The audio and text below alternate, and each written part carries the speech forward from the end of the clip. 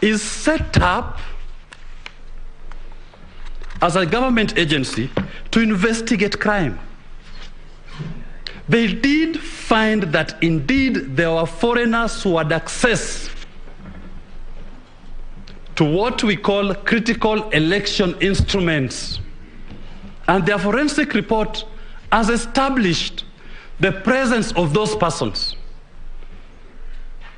In other words, in layman's language, the DCI report has corroborated what the KPMG report has found and authorized users and access to critical elections technology.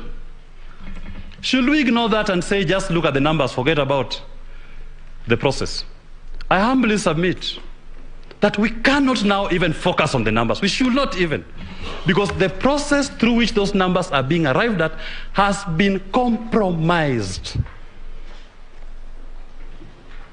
So that anybody inviting you even to look at the number is inviting you down an alley, a process in which the wish of the people has been convoluted. My learned senior John Mohammed, representing a poor voter, did say that voter just wants to see, just wants to know, how was my vote converted into account and the result of the elections. If the infrastructure and the process set up for that poor voter does not guarantee integrity,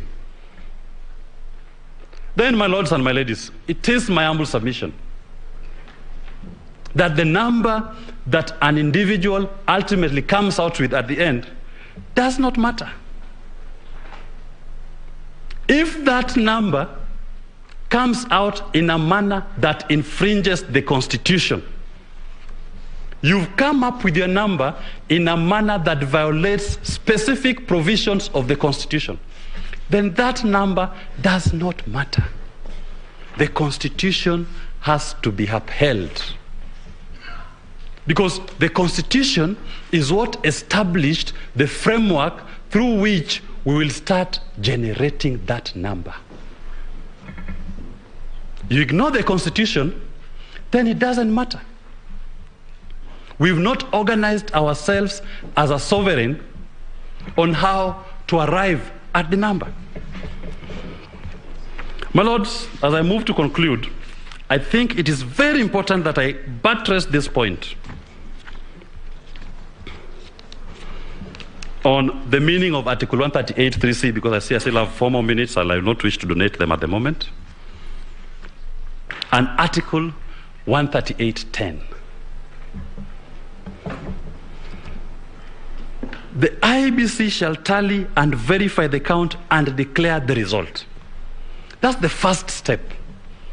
And I've invited the Honorable Court, there are numerous decisions from these courts on what a result is, outcome. So the first declaration to take ownership of the elections is done by the IEBC once they verified and tallied the count. And some of the tools of verification, number one, are the KIMS kits. Because the KIMS kits were meant to send you voter turnout per polling station. So part of how you verify, you ask yourself, this particular polling station, as per the KIMS kits, how many voters logged in? Thank you. How many voters logged in and voted in that polling station? Once you establish that, you check on the Form 34As, how many registered voters are entered to have voted in that station. If the numbers are different, then you ask for Form 32A, assuming some were identified manually. Those are the steps of verification. But if the numbers in your KIMS kits are less than the numbers of the votes returned and are not supported by any Forms 32As, then that's a polling station to be flagged. It means the verification has not returned or cleared that polling station. That is what the IEBC does. Verification is not, as they're trying to attempt to tell us, is about looking at the UV mark, looking at the serial number. Those are just part of verification. But the verification number one is to identify